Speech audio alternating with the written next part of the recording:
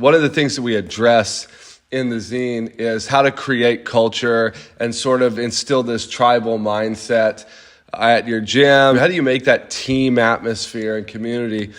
But the question we got on Telegram was, how can I create culture and traditions at my gym when I'm just a blue belt? I'm not a coach. I'm not an owner. And the other question I received was fairly the same. It was someone saying, I'm a nobody at the gym. How can I create this stuff? Of those three ways that are most effective, one of them can be used by anybody, regardless of your authority or role at your gym or training facility. This is something that I've done. I call it the forgotten few strategy, or you could call it the sunrise strategy. But this is something, I've done this at 3 gyms where I was a blue belt, but I was a nobody. So the forgotten few are the people at the gym usually who exclusively train in the mornings, specifically the early mornings. You never really see these people. Everybody else, if you have a 4, 5, 6, a 7 o'clock class, maybe you've got Muay Thai going on one side, Jiu-Jitsu on the other, but everyone who trains after 3 p.m. pretty much recognizes each other and knows each other, especially if you're at a big gym. If you train exclusively at like 5 a.m., you're like a weird guy that people recognize from maybe an occasional social media post or something. And that's just the way it is. It's the way it's always been at whatever gym. The exclusive crowd. Now there's some people, they'll drop in the morning because their schedule changed or whatever. I'm talking about that where that's your regular training time. These are the people who, this is the most fertile soil for sort of what we're trying to accomplish. These people want to feel like they belong. You don't think they know. It doesn't even matter if they feel neglected or anything. That doesn't have to be the case. They would love to feel like being more a part of it, like when they show up. When you show up for the Christmas party at your gym or an event outside the gym. How many times have you gone and maybe watched like a UFC fight with the people at your gym and there's like 3 people there and you're like, who the fuck are those people? I've never seen that guy. Oh no, that's Eric. He trains at 3 a.m. or whatever is the earliest time. If they don't have a morning class, a super early a.m. class, then see if you can rally together some people. You might be surprised. If they don't offer it, there's going to be people in the gym who that would work better for their schedule. And if they won't let you, if they won't give you a coach, if you can rally together 6 guys who would show up together at 5 a.m., and they won't give, and you tell the owner or the coach, and they're like, well, we don't have someone to coach that class, so we're not going to do it. Find out if he'll give you the key, or maybe show up and just roll.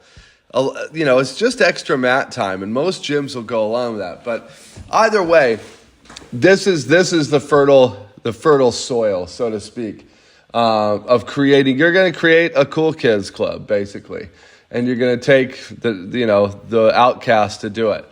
But one of the things you do, I would start, showing up at 5 o'clock in the morning.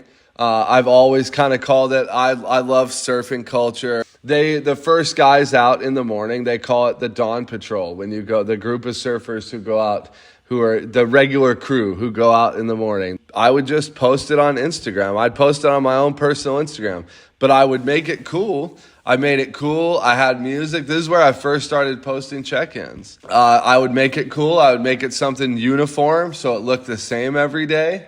I would put some cool music behind it, like the music that I knew the people that I was training with listened to. We'd talk about music.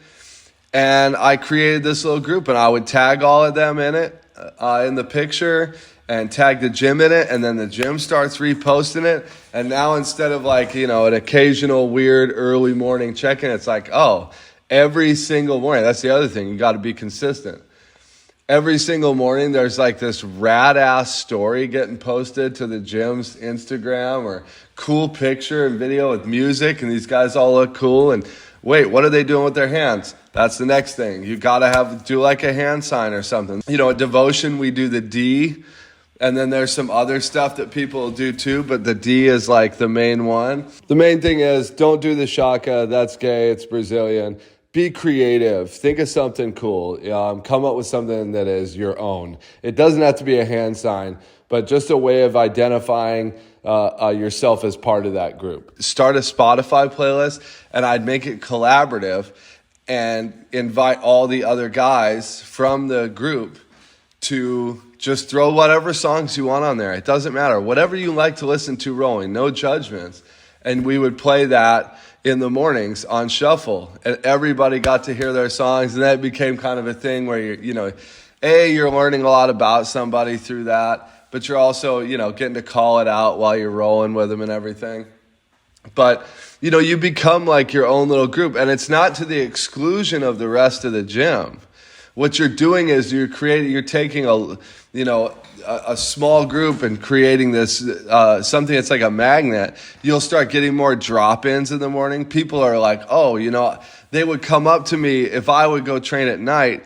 They would come up to me and say, oh, hey, I've got a business trip. I'm going to be dropping in tomorrow at 5 a.m. I get to train with the Dawn Patrol. And, it became like a cool thing for them to drop in. And we actually you'll see, a handful of guys will switch. They'll switch to when they're training because they want to be a part of that. When you look at devotion and you see what we've done here, with traditions and different things at the gym and the identity that we've created here, you can have a piece of that just by being affiliated with us. That by wearing our stuff, by putting an ultra sticker on your car, you are saying that you see things the way we see them when it comes to training, basically. That this isn't, we're rabid about it. We love it. And we view training a little differently than maybe the majority of people do. And that's a way that you can show it, is by identifying yourself with us, by supporting us, but also by taking some of that attitude and going out and doing it in your own groups.